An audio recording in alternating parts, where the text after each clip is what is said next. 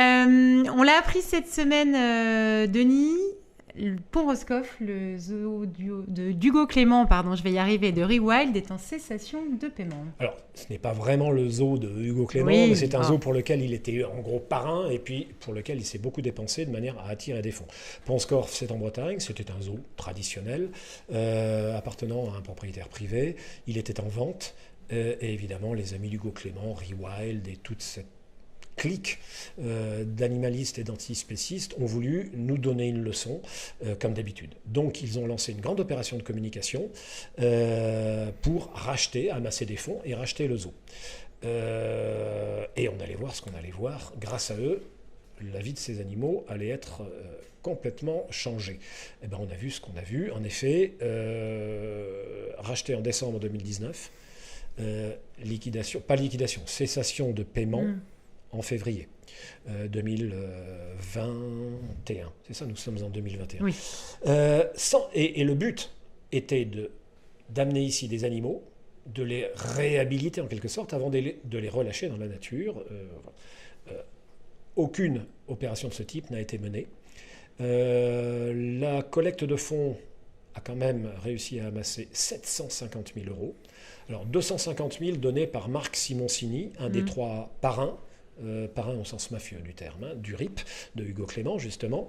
Mais il y a quand même 500 000 € qui ont été collectés auprès du grand public.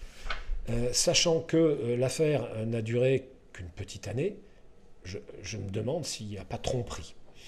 D'autant plus que entre le rachat et la cessation de paiement actuelle, il y a eu le scandale levé par la préfecture en octobre ou septembre 2020 qui a dit bon stop. On le voit à l'écran, la préfecture voit rouge et a dit on arrête tout. La presse, qui était unanime au moment du lancement de l'affaire, a quand même tiré à boulet rouge, on le voit à l'écran, du rêve au cauchemar, des gens incompétents qui ne font qu'empirer le sort des animaux, parce que, en effet, que s'est-il passé en septembre-octobre, la préfecture est tombée sur une situation incroyable, des dizaines d'animaux morts. On ne parlait même pas en nombre, on parlait en tonnes d'animaux morts. Les chambres froides débordées, enfin, c'était une situation absolument atroce. Et puis donc, cessation de paiement en décembre, en février 2021. Voilà, pour une association comme Rewild, qui prétend œuvrer pour la libération des animaux, c'est le grand motto des animalistes et des antispécistes, et donc mettre en œuvre un programme de réhabilitation, enfin, on est dans le scandale complet. L'amateurisme, l'incompétence, c'est scandaleux.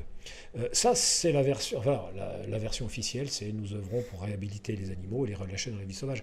La version officieuse, c'est que ça permet d'obtenir de l'argent auprès de contributeurs naïfs, parce que sur les 750 000 € collectés, il n'y a plus d'argent. Les frais de fonctionnement, c'était 90 000 € par mois. Sachant que leur éthique d'animaliste interdisait les visites, il n'y avait pas d'entrée d'argent.